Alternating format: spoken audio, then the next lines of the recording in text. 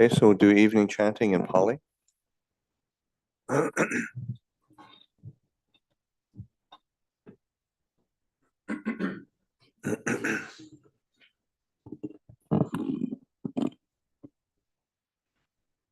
Yoso bhagava arahang samma sambuddho soakato yena bhagavata dhammo supatipanno yassa bhagavato sāvaka sangho Dhamayang Bhagavantang Satamang Sasanghang Emehi Sakare Yadharahang Aro Videhi Abhipujayama Satuno Mante Bhagava Suchila Parine Bundopi Pachima Charadhanu Kambama Eme Sakare Dukatapanna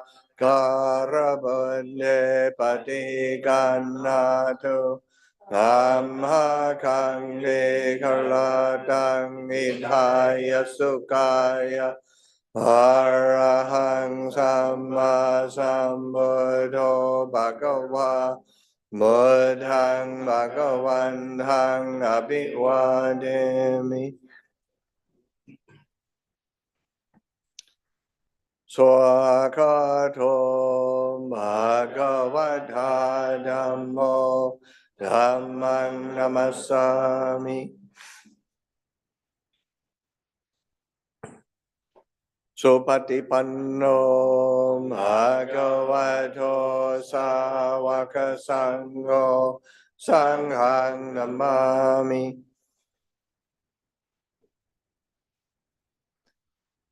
Namayang Bandasa Bhagavato Pupapaka Namakalang Kalomase Namo tassa bhagavato arahato samma sambuddhassa Namo tassa bhagavato arahato samma sambuddhassa Namo tassa bhagavato arahato samma sambuddhassa Namayang Buddha Nusataniyang Karomase Tangkopana Bhagavantang Eva Galayano Keti Sato Apogato Nete Piso Bhagava Harahang Samma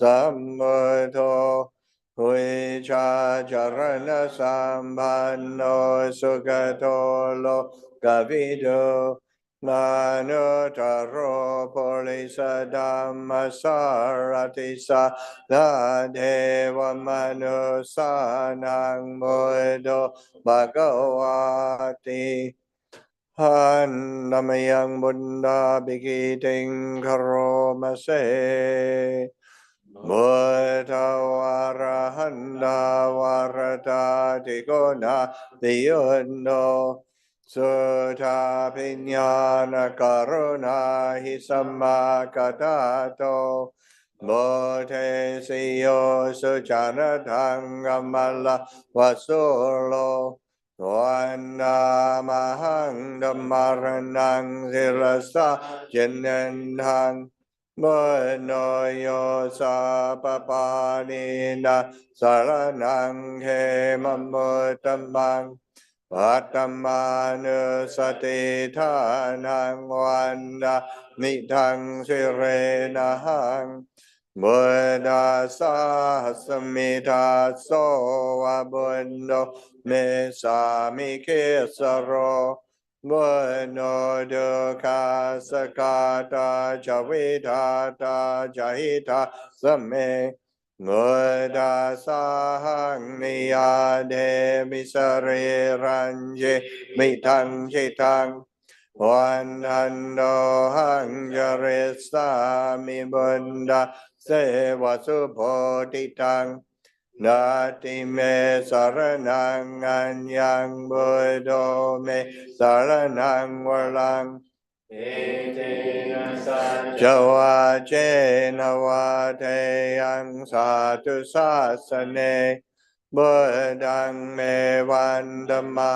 เนนยังบุญญาวสุดังอินดาสัมเบปิยันดรายาเมมาเอสุงทัสเทชะสา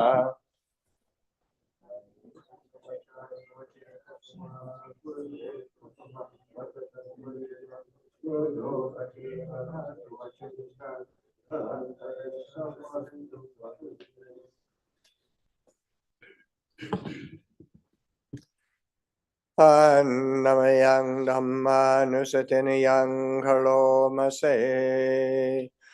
สวากาโทภะคะวะทาธัมโมสันเดติโกอากาลิโกเอหิปัสสิโกโอปานายิโกปัจจตังเวทิตัมโมวินยูหิติหันดัมยังดัมมาปิกิติงคโรมาเส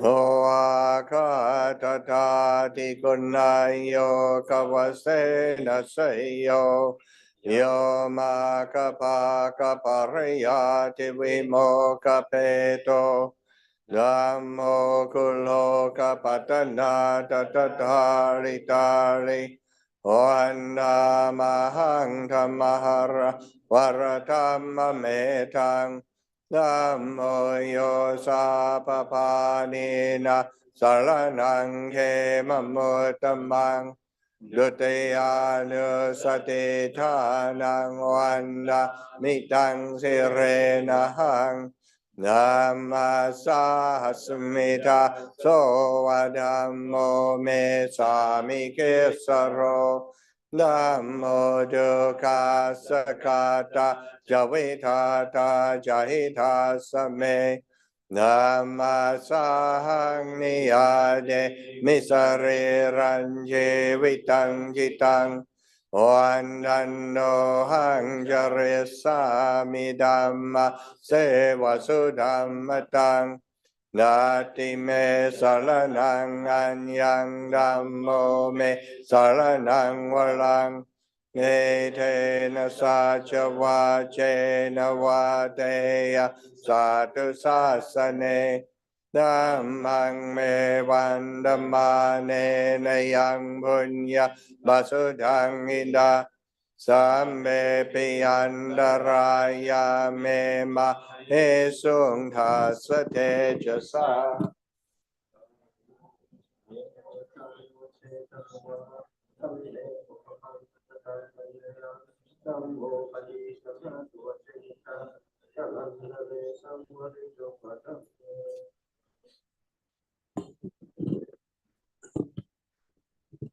อันนามยังสังฆานุสตินยังคโรมาเส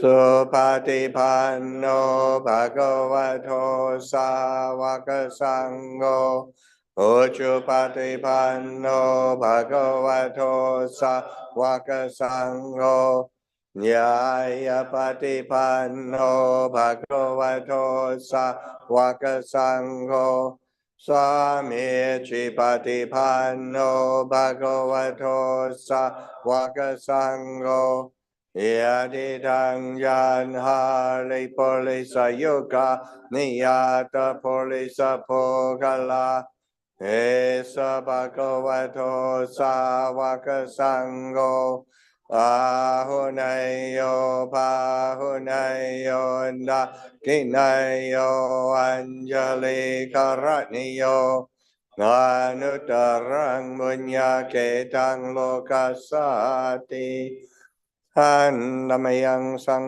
ฆาปิกิติงคโรมาเสอันดัมมโชสุปฏิปะติโกนาปิยุนโน โยธาปิโตอริยโภคลสังกเสโตศีลาดิดัมมปวราสยกายเจโตวันนามหังธรรมริยานกันนะสุสุนังสังโฆโยสาปปานินังหะระนังเยมะมุตตมังอัตยานุสติทานังวันดามิทังสิเลนะหังสังฆาสาสมิทาโสวะสังโฆเมสามิเกสโรสังโฆดุขาสขาตาจวิทาตาจหิทา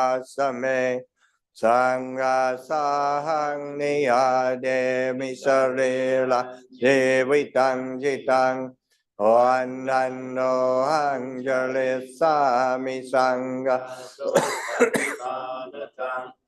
นาทิเมสารนังอัญญังสังโฆเมสารนังวรังเอเทนะสัจวาเจนะวาเตยะสาธุสาสเนสังฆังเมวันธมาเนนยังบุญญาบาสุดังอินดาสัมเมปิยันตรายาเมมาเนสุงทัสเทจสา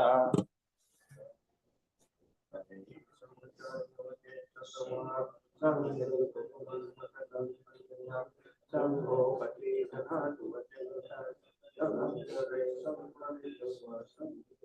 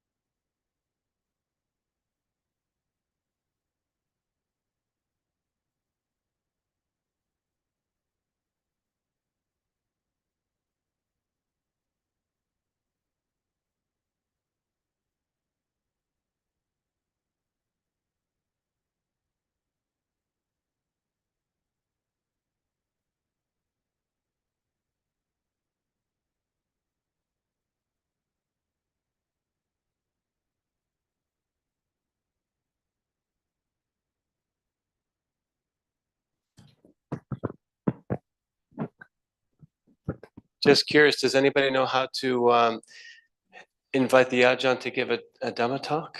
There's a little chant. I forget the words are, something. Dringus. Would you like to do it, Rajesh? Or Ravi? Okay. Wait till he comes back.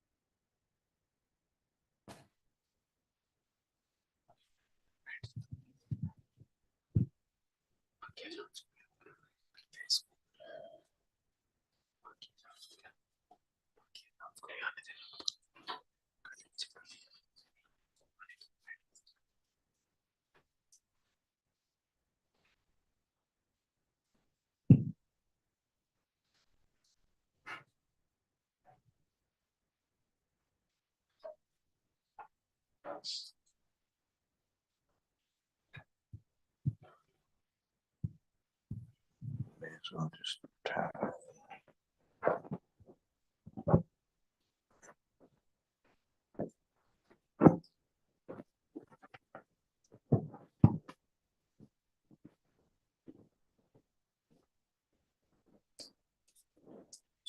Let us all bow 3 times. Bow. Bow. Brahma Lokadipati Sampati Katanjali Andhivarangaya Chatha Santidha Satta Parajakha Jatika Dese Tu Dhammang Anukampimang Pachang.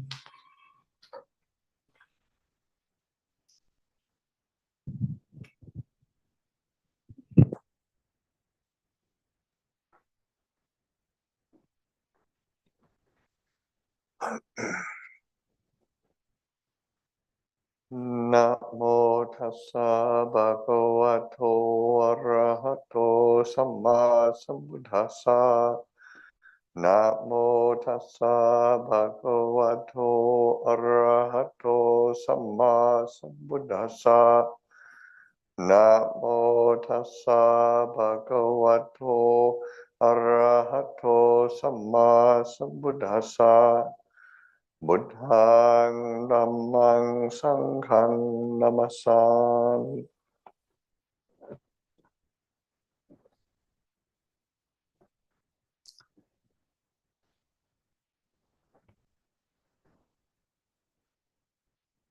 So good evening, everyone.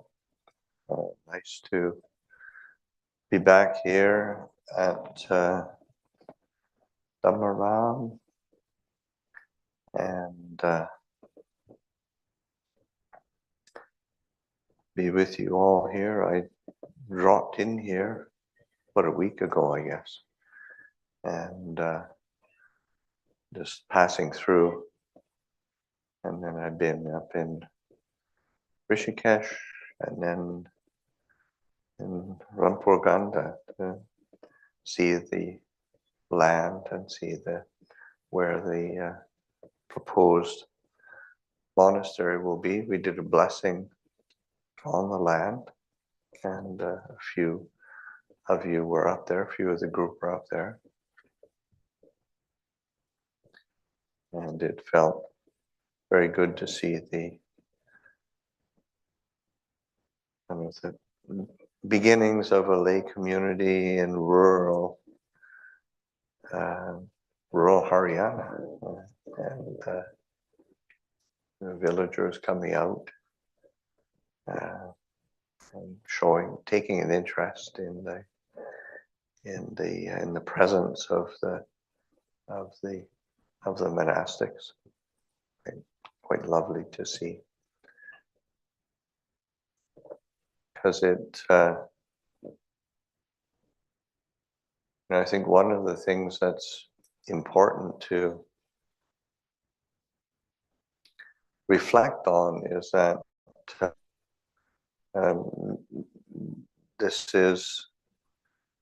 is really a living tradition, and not just say philosophical debating society or a scholastic say repository of ancient knowledge, but it is a living tradition, and to be able to put down these roots in the sense of living the life of the Buddha's teachings, living the life of the Buddha's way, so that both for say the monastics to be able to have an opportunity to live the teachings on a day-to-day basis, and then for the lay community to have an example of those living a holy life, a spiritual life, and to have that as a foundation or example of how to implement that and integrate that into one's own daily life, living in the world here in modern India, and recognizing that these teachings are really essential for a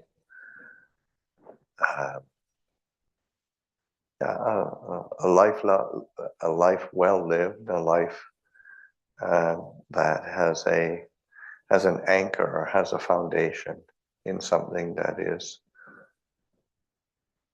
provides a sense of stability and clarity.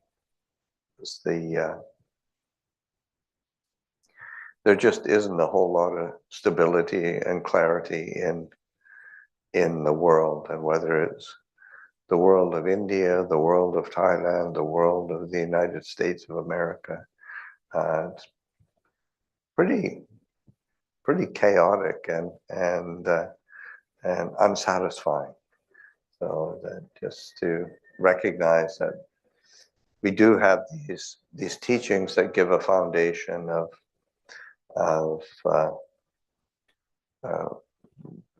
virtue and integrity, a sense of kindness and compassion, a sense opportunity for cultivation of mindfulness and wisdom, and just these values that are so important in a human life.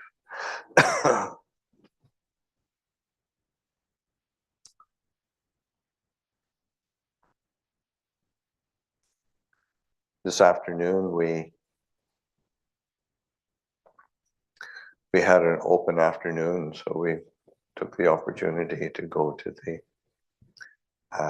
National Museum to pay respects to the also wanted to see the kind of the historical elements of say archaeological evidence of the Buddha's presence in all this. It was going back to the 2nd century BC, which is 2,200 years ago. It's the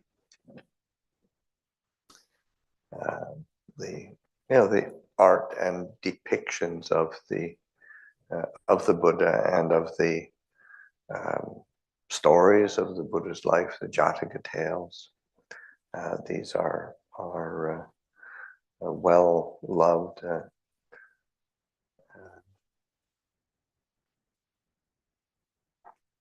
examples of the virtues that say a Buddhist life could be grounded in,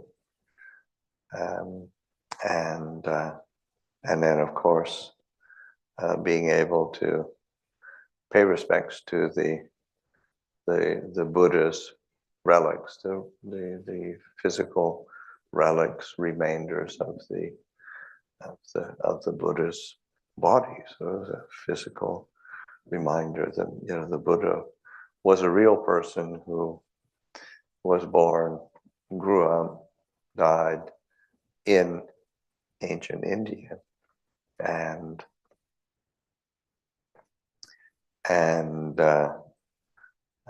then left a dispensation that a legacy that's lasted all this time.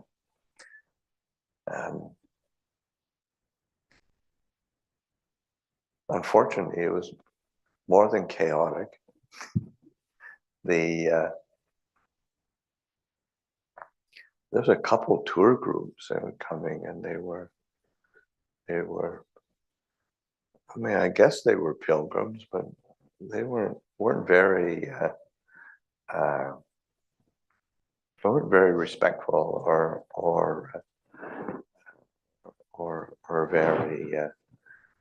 very calm and peaceful. They were all over the map.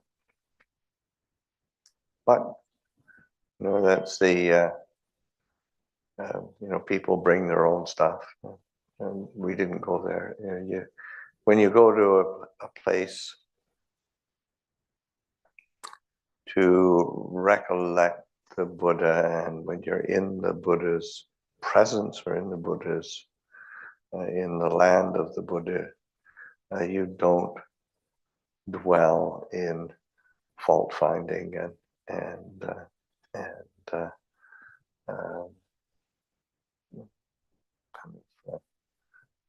irritation. It's not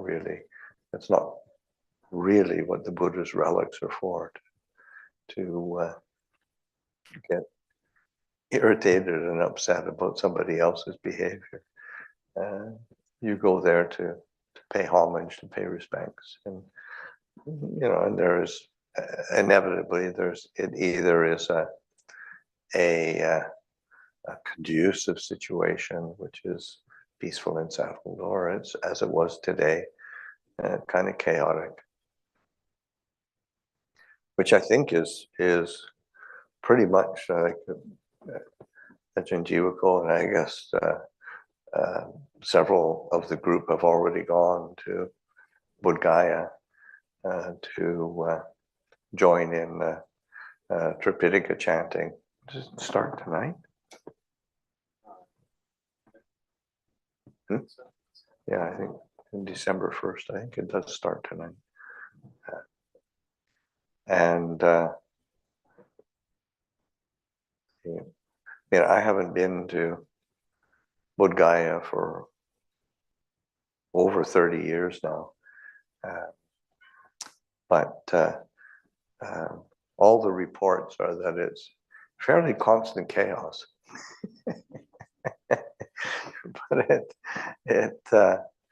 But again, that's not why you go there. You go there to pay homage and pay respects and do the best you can and try to bring the memory of the Buddha.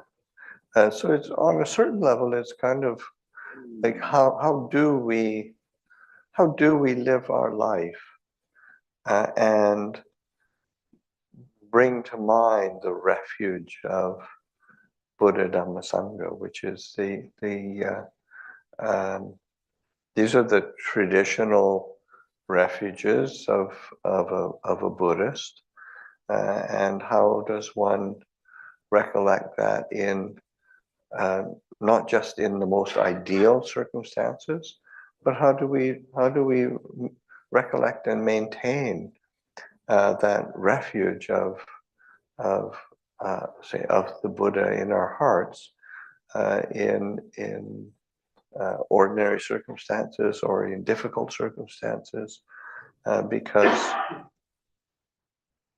our life isn't always comfortable or easy or straightforward. So being able to really to recollect and remind ourselves of the great opportunity that we do have of coming into the sphere of goodness that the Buddha has given to us.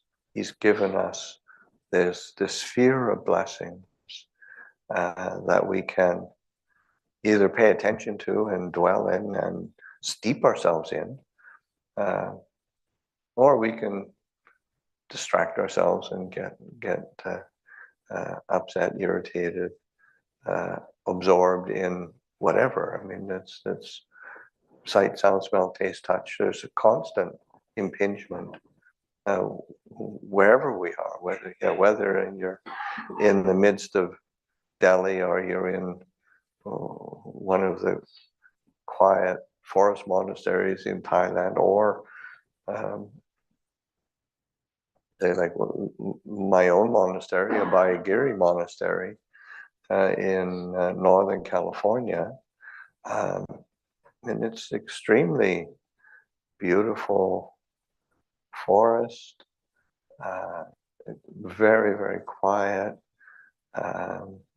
And because it's, Buddhism is so new there, there is not a huge amounts of people going there. So on paper, it sounds like it should be ideal conditions, and on a certain level it is. But every resident there still manages to distract themselves and get caught up in something or other. And it's just the problem of the human mind. So that if we're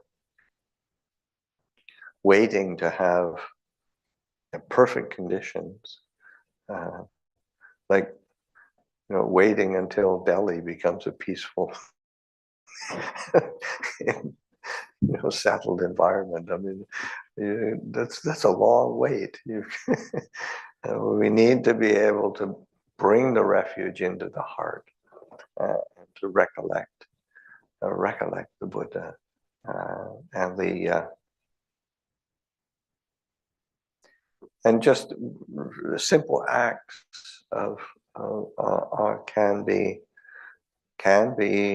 they have the possibility of being the kind of catalyst and trigger for very sublime states of mind. I remember one time Ajahn Jayasaro being told by Ajahn Chah, because he came to his kuti and bowed 3 times, as we do. We tend to bow a lot. As he came to Ajahn Chah's kuti, bowed 3 times, and Ajahn Chah just made the comment and said to Ajahn Jayasaro, if you really knew how to bow to the Buddha, there wouldn't be an occasion when you didn't shed tears of joy and gratitude and faith and devotion for the Buddha. That would be, if one was really remembering the Buddha, really present with the act of bowing and the act of recollecting the Buddha, one would be so overwhelmed with joy and gratitude. It would always just bring tears to your eyes. And of course, I think Ajahn Chah was just making a comment, because it's a theoretical proposition. Because the reality is we're not always completely mindful and completely full of the possibility of entering into the refuges fully. But that being said, it's part of our training that we really do have this opportunity to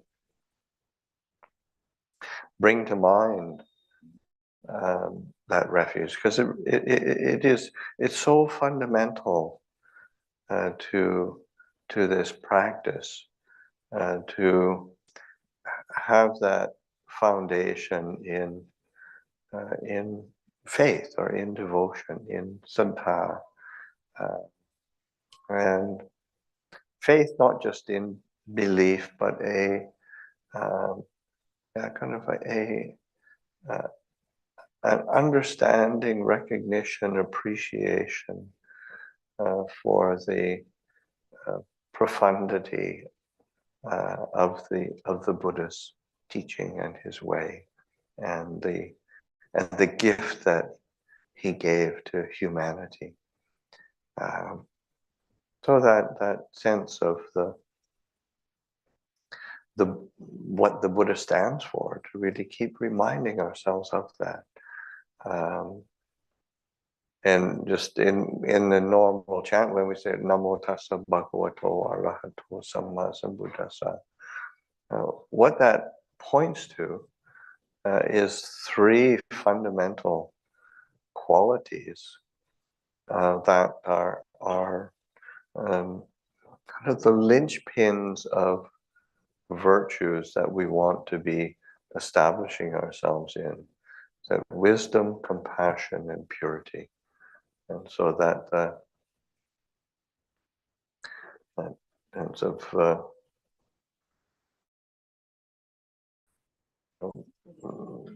Namo Tassa Bhagavato, the Bhagawa, one who brings blessings, and that one who is bringing blessings into the world is a blessing to the world, and so it's this symbol of compassion. And these are all it's really important from the, say, from a Buddhist perspective, that one, we're acknowledging, oh, this is qualities of the Buddha, but these are also the qualities that the Buddha is pointing to each and every one of us, that this is what we need to be cultivating. We need to be steeping ourselves in these qualities. So the quality of compassion, sense of which extends itself to loving kindness, compassion. Loving kindness is a wish for the well-being of others. Compassion, if you literally define it, it's for the wish for the ending or overcoming of suffering of beings, including ourselves. And so that sense of that care and concern for the welfare and happiness of the world around us and ourselves. So to be bringing that, and that's a quality that we can be bringing in terms of our actions, how choices we make, steeping ourselves in, say, in generosity and in giving, in kindness, how we speak with each other, being attentive to speech, because sometimes speech can be a source of unification and harmony, or speech can be a source of division and conflict. And so then being compassionate, right, and being kind, being the sense of loving concern for the well-being of others, and because it's lovely to have those sentiments, but then to get irritated or upset and just completely forget that good intention, or just out of habit being short or abrupt with people, or out of habit and speaking kind of negatively. Like sometimes it's considered intelligent, a show of intelligence that you can kind of analyze the flaws and everything, but that's a worldly value. It's not really a useful value in terms of Dhamma. It actually doesn't take all that much intelligence to figure out things that are wrong. It's how do we intelligence or wisdom is being able to see past the things that are wrong and see that which is right, that which can be beneficial, that which can be a force for what is good. It's an important distinction. So that's grounded in compassion, in loving kindness and compassion. So the sense of the compassion being a quality of the Buddha, but it's also a quality that we ourselves need to steep ourselves in and ground ourselves in that quality. Bhagawa. Arlahato is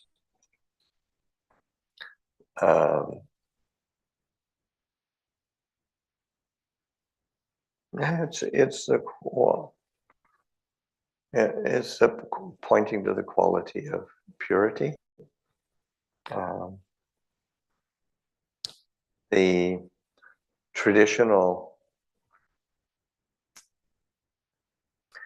commentarial definition of say of the Arlahato or Arlahat is one who is far from defilement. And it's interesting that it's far from defilement rather than somebody who has, because there is idioms in the Thai language of like to kill the kilesas and kill the defilements and destroy the defilements. And extraordinary amounts of energy can be expended trying to destroy the defilements, but they're still not very far away. It's really only through clear seeing, clear knowing, clear understanding of the dukkha of it doesn't matter.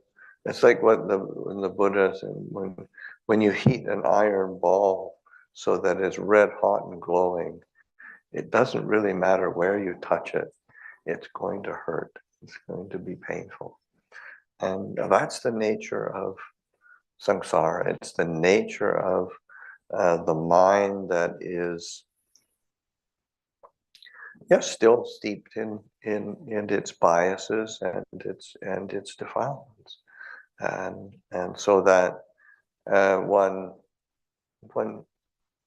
to be far from defilement means to not to see that and to shrink back, and to pull back out of clear knowledge and understanding, and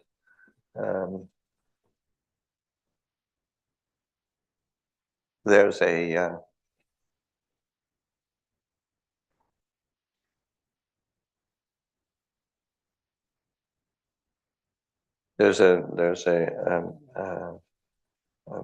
occasion when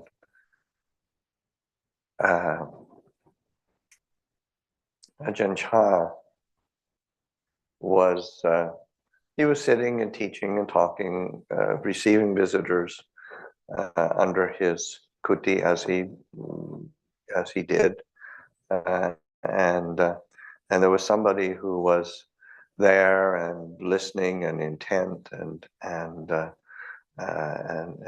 stayed there, and then finally they couldn't restrain themselves and introduced themselves to Ajahn Chah and said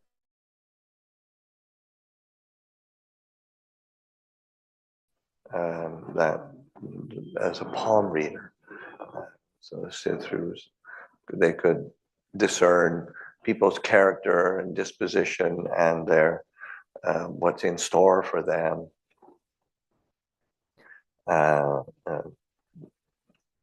just through seeing the lines in the palm of their hand. So he asked permission to look at Ajahn Chah's hands. He said, I'm sort of so impressed by your presence and watching you. I'd really like to see that. And so I said, Ajahn Chah's met. Take a look. And so he starts looking at Ajahn Chah's lines in the palm of his hand, and finally he's sort of looking up at Ajahn Chah, looking at the hands, and saying, Paul, looking at the lines in your palm, your destiny, you've got a lot of anger. And Ajahn Chah said, smiled and said, yes, but I don't use it.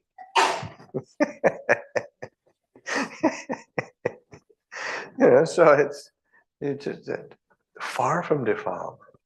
That's the characteristic. It's not that it is one doesn't see it or know that it's there, but you don't use it. You don't draw close to it. You stay far from it. And when you stay far from it, it's far away. It's just our defilements keep close to us because we keep drawing close, and they get. It's like you keep It's like in a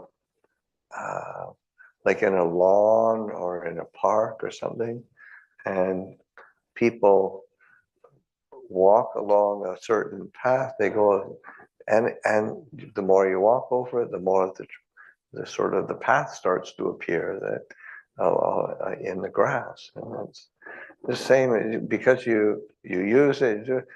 It becomes clear. It gets well used.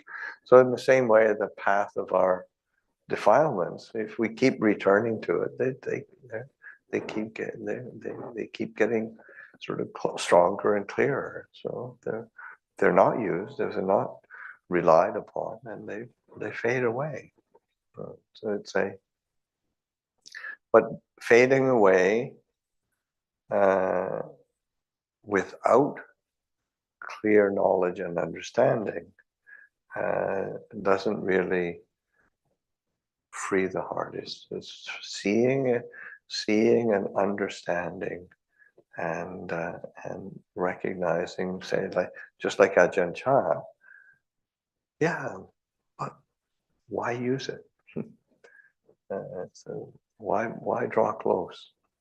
It's so that's the nature of say of an ara, and it's because it's there that one is far from defilement. That actually is I think is really one of the main catalysts for tremendous compassion. Because if you've never seen a defilement or an unskillful tendency, then it's hard to empathize. And I think that somebody like the Buddha, it took him a long time to become a Buddha because he struggled with a whole array of different defilements and built these incredible Maharami, wholesome qualities over so many lifetimes.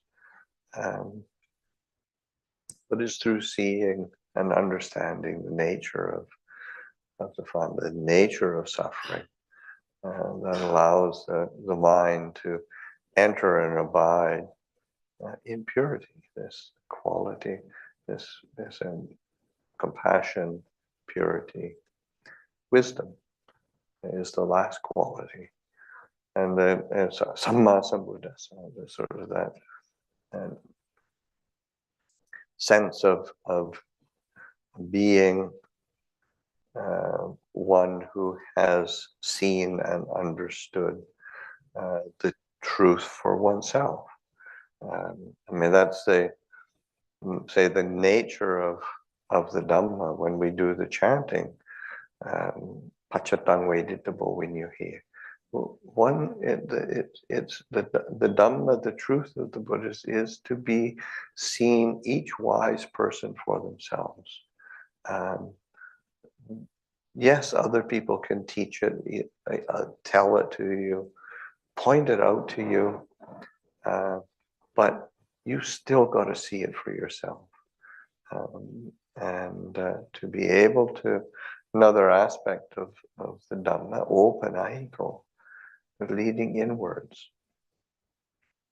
One has to draw the truth of the Buddha's teaching, drawing it into the heart and letting it steep and resonate within the heart so that one is seeing it for oneself.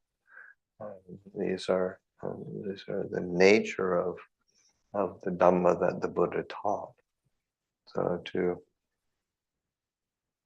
the sense of really establishing oneself in these refuges, establishing oneself in the recollection of the Buddha,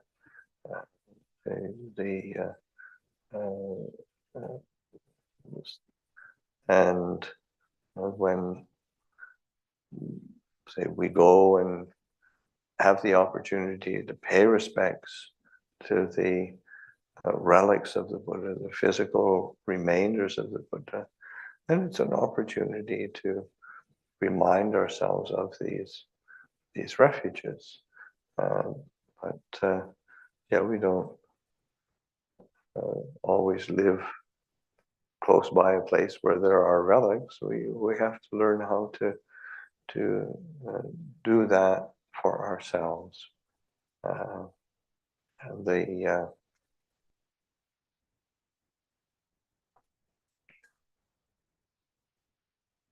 There was there's a monk in that was ordained at Abhayagiri, and he asked Lupa Biek, one of the disciples of Ajahn Chah, whether it would be a good thing for him to do to go and go to come to India, come to Bodh Gaya, and pay respects to the shrines, and Lupa Biek's answer was, yes, it's a very good thing to do. If you can't hold the recollection of the Buddha in your own heart, then it's good to go somewhere where it helps to do that. So it was a kind of a slightly I mean, it was encouragement, but it was also saying, you should really be bringing the refuge into the heart all the time, rather than going somewhere to have that refuge put in somehow. And say, if one does have those opportunities, like I keep thinking that I'd like to go back. I was 30. Yeah, I was 30. But 1990, I went and spent time in Bodh Gaya, and I did a walking pilgrimage, walking from Patna, Nalanda, Rajgir, Bodh Gaya, Sarnath. So I got to see two of the main pilgrimage places, for Buddhism. I keep thinking one day I'll have to go back and do it, but it's I keep putting it off, but the the encouragement to myself and to all of us, I think, is sometimes we do have those opportunities, and it's great to take use of it, but to make use of it, but to pay attention to how to bring these refuges into the heart, bring the refuge of the Buddha, and by relying on the qualities of the Buddha, those qualities of wisdom, compassion, purity. We need to steep the heart in these qualities, so that we ourselves are we're drawing close to the Buddha, not by his physical presence or close to his, say, physical realms, but close to the qualities that define what a Buddha is, what is and then, so like in just the word Buddha, like in the Thai language, when they say the word Buddha is defined, it's again points to qualities. And Buddha is one who knows, one who is awakened, one who is radiant. These are qualities that we can be cultivating, need to cultivate. How do we establish the heart in this quality of knowing, and knowing not just in terms of knowing information or knowing, getting knowledge, but knowing in terms of a continuity of awareness and attention that is not distracted. It's this sense of knowing and being able to know ourselves, to be able to know the moods of liking and disliking, wanting and not wanting, approving, disapproving. Those are those, because that's what keeps the mind spinning. It keeps it proliferating, judging. So should be this way, shouldn't be that way. I like this, I don't like that. I want this, I don't want that. And it keeps the mind off balance. And to be able to dwell in steadiness and clarity, there needs to be this continuity of knowing, and just this cultivation of mindfulness, being mindful, being present.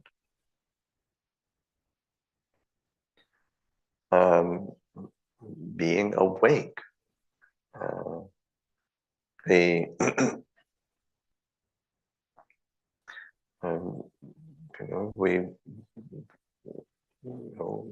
we quite literally spend most of our existence in kind of almost like a dream state, just not quite present, not quite clear, kind of fantasy realms of how how we'd like things to be, fantasy realms of what we're worried about, fearful about. And just to be awake, alert, present. Oh, it's like kind of the refrain that Lupa Sumedo uses over and over again. It's like this. It's just, to be awake and be, it's like this. And sometimes that can be pleasant or unpleasant, but to be awake to it and not reactive and not swept away, not caught up, and just being awake, and, alert, not distracted. That's the nature of, say, the peaceful mind. It's not kind of a fixed mind that doesn't, is immovable. It is a mind of alertness and presence that is unshakable. And it doesn't, that because of its clarity, one's not shaken by anything. And it's one of the qualities. There's a story in the suttas where a Brahmin sees the footprints of the Buddha in the sand, and immediately sort of thinks, this is a special being. It looks like there's the marks of a great being.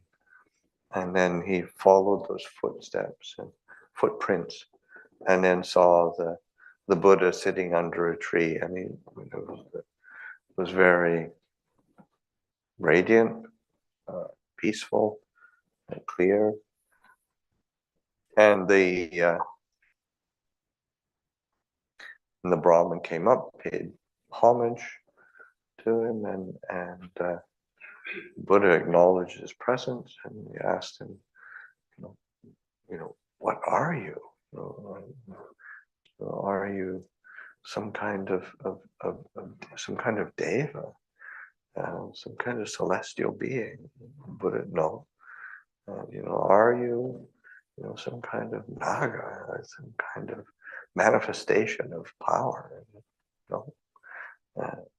Are you, some kind of demonic spirit that manifests in a strange way? And no. So, are you a human being? No. And, which is interesting. And then he said, well, what are you? And then the Buddha said, know me as one who is awake. So that's really, when the Buddha defines us, he's not defining himself as a being. He's take a look at the qualities and pay attention to the qualities. And this quality of one who is awake is just it's a key quality for understanding the nature of the example of the Buddha. One who knows, one who is awake, one who is radiant. In Thai is Pulu Putun Pubraban. Brahman is like radiant, but also happy. So that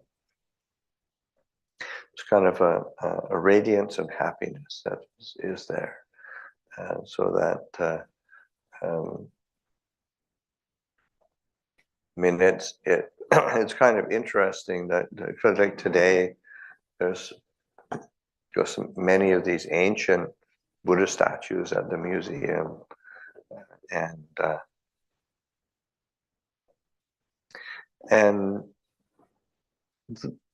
the Buddha is invariably depicted as this. There's a sense of calm. There's a sense of presence that is just kind of happy. It's not sort of like, I mean, there are images that of the Buddha, well, actually not of the Buddha, but of the Bodhisattva, when he's practicing austerities, and that's grim. But the Buddha, as an awakened being, is always depicted as someone who's, there's a bit of there's a radiance, a calmness, a clarity, and a happiness. It's not sort of the face is not drawn into grimacing or gritting his teeth and bearing with the world. It's just happy within the world.